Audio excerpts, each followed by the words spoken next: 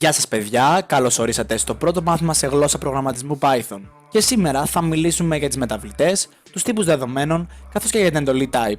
Ας πέσει το intro.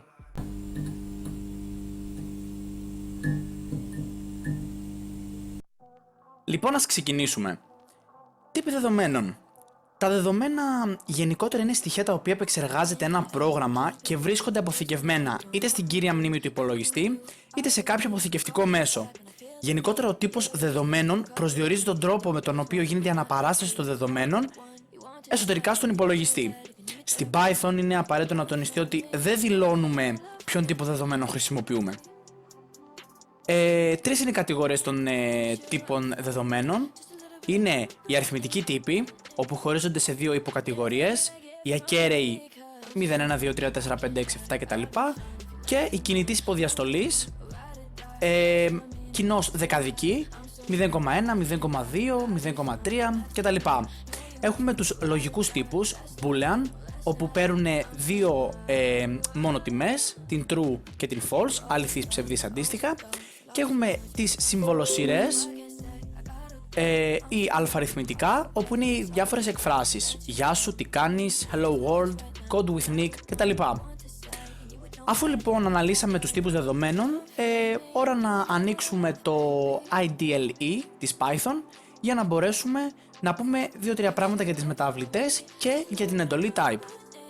Πάμε λοιπόν να ανοίξουμε το IDLE της Python, το οποίο εγκαταστήσαμε και στο προηγούμενο επεισόδιο. Το είχαμε ανοίξει και είδαμε αυτό το παράθυρο. Λοιπόν, πάμε να μιλήσουμε για τις μεταβλητές.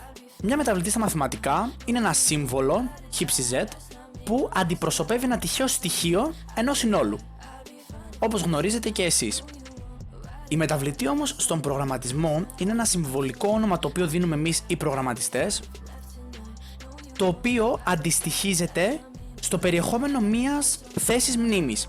Αυτή η θέση μνήμης όμως επηρεάζεται από τον τύπο της μεταβλητής. Και τι εννοώ? Οι τύποι μεταβλητών είναι 4. Είναι οι ακέραιες μεταβλητές 0, 1, 2, 3, 4, 5, 6, 7, 8 κτλ. Είναι η κινητής υποδιαστολής 0,1, 0,2, 0,3. Είναι οι συμβολοσειρές ή χαρακτήρες, hello world, code with nick, γεια σου, τι κάνεις, είμαι ο Νίκος. Και στις λογικές ή αλλιώς boolean, που θα δούμε και παρακάτω, true false, αληθής ψευδής αντίστοιχα. Πάμε λοιπόν να το δείξουμε και πρακτικά.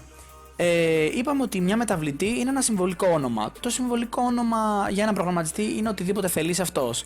Αν εγώ θελήσω να ονομάσω μεταβλητή μου χ, την ονομάζω χ. Αν εγώ την μεταβλητή μου θελήσω να την ονομάσω γεια σου, την ονομάζω γεια σου. Προτείνεται όμως στον προγραμματισμό, σε μεγαλύτερης έκτασης προγραμμάτων, να δίνουμε ονόματα τα οποία αντιστοιχούν και στο περιεχόμενο αυτής της μεταβλητής. Αν εμένα μου ζητά να υπολογίσω το εμβαδό και θα χρειαστεί να κάνω μία έκφραση από πράξεις, δεν θα ονομάσω εγώ τη μεταβλητή αυτή, ξέρω εγώ, Python Programming, θα την ονομάσω εμβαδό. Πάμε λοιπόν. Ονομάζω μια μεταβλητή χ. Okay. Θα εκχωρήσω μάλλον στη μεταβλητή χ την τιμή 1. Χ ίσον 1. Επομένως έχω δημιουργήσει μια μεταβλητή. Όπως είπα και προηγουμένως, στην Python δεν δηλώνουμε τον τύπο δεδομένων που χρησιμοποιούμε, οπότε εγώ θα πρέπει να ξέρω από μόνος μου ότι η χ ίσον 1 είναι ακέραια μεταβλητή. Τέλος. Υπάρχει λοιπόν ένας τρόπος για να μπορούμε να δούμε τον τύπο της μεταβλητής, και σε αυτό το έργο θα μας βοηθήσει η εντολή type. Αν εγώ λοιπόν πληκτρολογήσω type χ μέσα σε παρένθεση πάντα και πατήσω enter, θα μου πει ότι Νίκο, η μεταβλητή χ είναι int, δηλαδή η πρώτη κατηγορία που ανέφερα πριν, ακέραια, integer. Από εδώ προκύπτει και το int, integer. Λοιπόν, εγώ να ονοματίσω μια άλλη μεταβλητή ψ, γιατί όχι, και θα την βάλω 1,2, πατάω enter. Αν εγώ λοιπόν πληκτρολογήσω type ψ, θα μου πει ο υπολογιστής ότι Νίκο, η ψ μεταβλητή είναι float, δηλαδή είναι μεταβλητή κινητής υποδιαστολής κοινώς δεκαδικός, 1,2. Οκ. Θέλω να τονίσω εδώ πως στην Python και γενικότερα στον προγραμματισμό η υποδιαστολή είναι καλό, συμβολίζεται, όχι είναι καλό, συμβολίζεται με την τελεία. Αν εγώ ονομάσω μια μεταβλητή ABC και πληκτρολογήσω μέσα σε αυτάκια Hello World, μονά ή διπλά, ό,τι σας βολεύει, εμένα με βολεύουν τα μονά, και πληκτρολογήσω type ABC, θα μου πει ο υπολογιστής ότι είναι class str.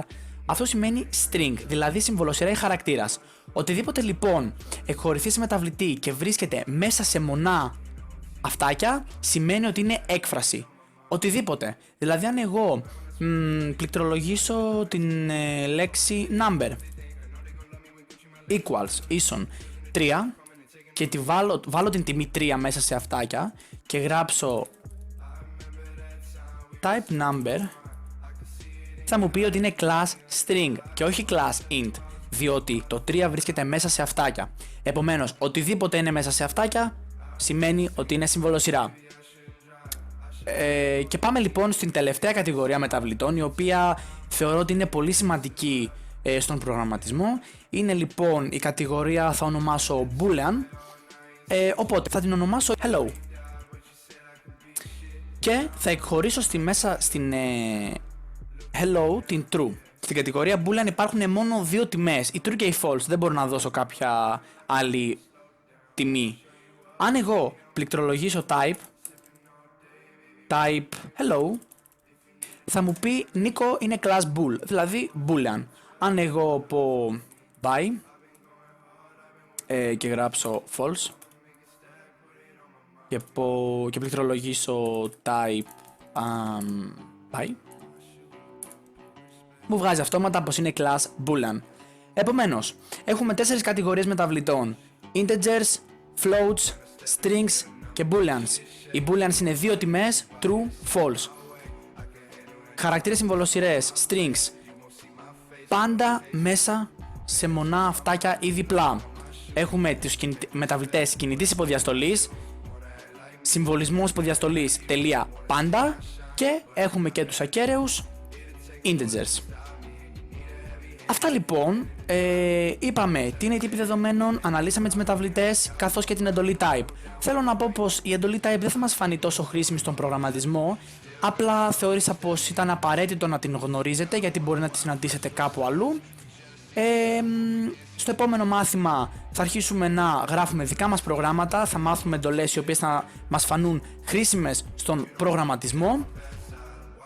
Ξεχωρίστε τις μεταβλητές, θέλω να γνωρίζετε τις μεταβλητές γιατί όπως είπα δεν τις δηλώνουμε στην Python, για να μπορούμε να γνωρίζουμε τι αναπτύσσουμε.